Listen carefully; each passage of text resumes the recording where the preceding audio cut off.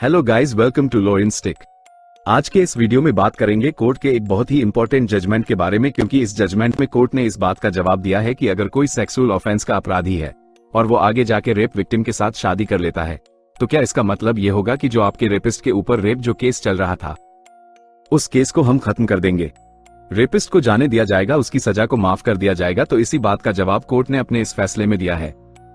तो चलिए पूरा केस क्या था समझते हैं और किस बेसिस पे कोर्ट ने अपना यह फैसला सुनाया है।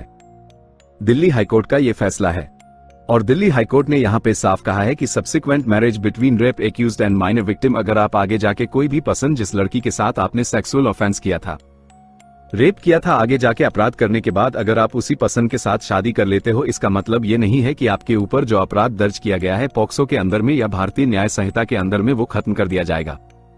इस केस का नाम है Gayasuddin versus state of NCT of Delhi.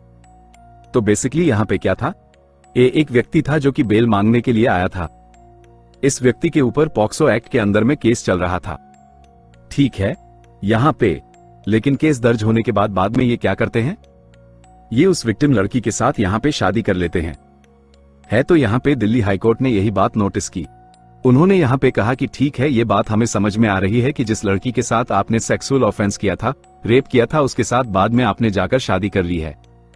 लेकिन इसका मतलब ये नहीं होगा कि जो अपराध आपने उस लड़की के साथ किया हम उसको जाने दें, हम उसको भूल जाएं, या शादी हो गई है तो आपको यहां पे हम छोड़ दें।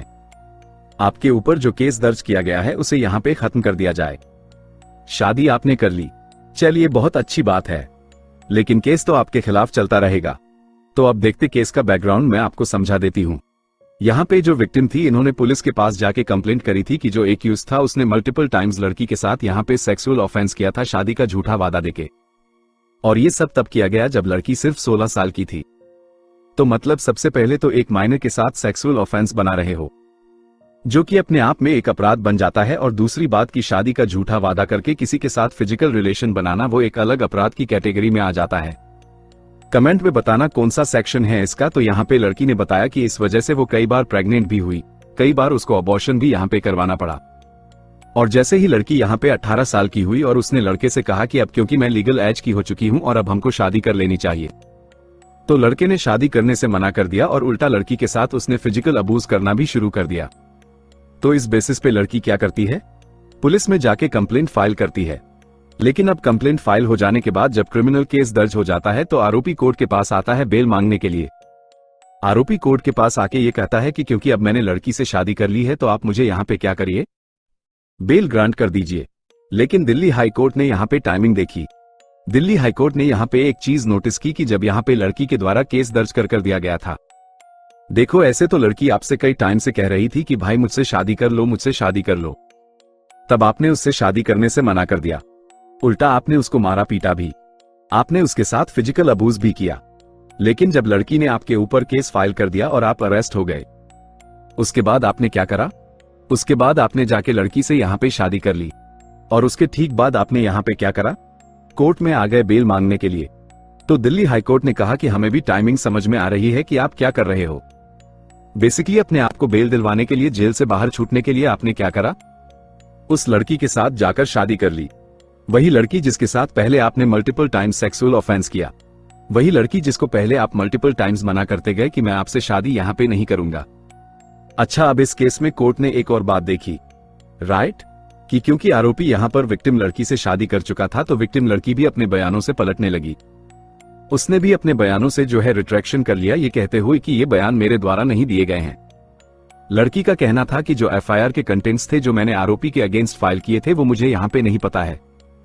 तो लेकिन यहाँ पे पुलिस ने यही बात कही कि देखिए, हमें देखिए कहीं ना कहीं समझ में आ रहा है कि लड़की भी लड़के के कहने में चल रही है, क्योंकि अब शादी हो चुकी है तो लड़की भी यहाँ पे लड़के को सपोर्ट करने की कोशिश कर रही थी। तो यहाँ पे कोर्ट ने यही बात कही कि देखिए आप इतनी कोई बेवकूफ तो है नहीं। कोर्ट ने यहाँ पे कहा कि आप एक लॉ स्टूडेंट हैं, लॉ स्टूडेंट होने के नाते इतनी पढ़ी लिखी तो है, बेसिक चीजें तो आपको आती हैं, एफआईआर क्या होती है, और इतना पढ़ा लिखा आदमी जो लॉ की पढ़ाई कर रहा है, क्या वो कहीं पे भी बिना पढ़े अपने सिग्नेचर वगैरह कर देगा? तो आप कह रहे हो कि मैंने एफआईआर में क्या लिखा गया पुलिस के द्वारा वो मैंने नहीं पढ़ा, पुलिस ने अपने मन से कुछ भी लिख दिया है एफआईआर में। कोर्ट ने कहा कि ऐसा नहीं होता। तो यहाँ पे दिल्ली हाई कोर्ट का यही कहना था कि जो विक्टिम है वो एक लॉ स्टूडेंट है, राइट। तो इस बात पे भरोसा करना, इस बात पे बिलीव करना बहुत ज्यादा डिफिकल्ट है कि आपने बस ऐसे ही जाके एफआईआर साइन कर दी, ऐसे ही जाके आपने कंप्लेंट पे साइन कर दिया।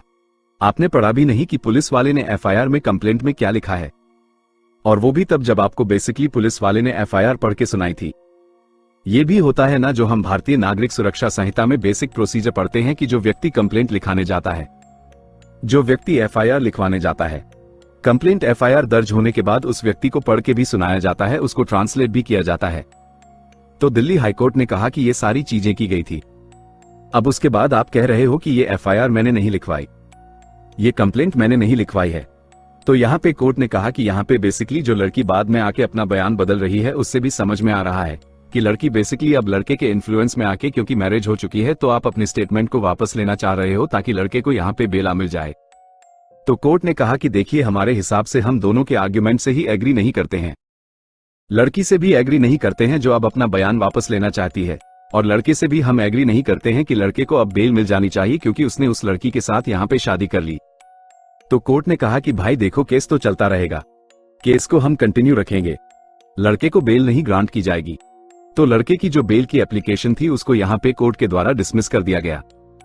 तो देखिए, बहुत ही मच नीडेड फैसला था ये दिल्ली हाईकोर्ट के द्वारा, क्योंकि कई बार भारत देश में ऐसा देखा जाता है कि लड़का लड़की के साथ सेक्सुअल ऑफेंस करता है, अपराध करता है, बाद में उस लड़की के साथ वो शादी कर लेता है, तो या तो उस लड़के को बाद में बेल देकर छोड़ दिया जाता है या फिर केस खत्म कर दिया जाता है, राइट। और ये एक बहुत ही गलत एग्जाम्पल, एक बहुत ही गलत प्रेसिडेंट हमारे समाज में सेट करता है कि अच्छा, पहले आप किसी लड़की के साथ अपराध कर लीजिए और बाद में शादी कर लेंगे, उससे तो आपके ऊपर जो केस दर्ज किया गया है वो खत्म हो जाएगा, वो कॉश हो जाएगा। तो इसलिए इस तरीके के जो फैसले होते हैं कोर्ट के द्वारा जरूरी होते हैं, एक एग्जाम्पल सेट करने के लिए कि आप चाहे शादी करें बाद में या ना करें, इससे आपकी पनिशमेंट के ऊपर या आपके ऊपर चल रहे केस के ऊपर कोई भी फर्क नहीं पड़ने वाला है।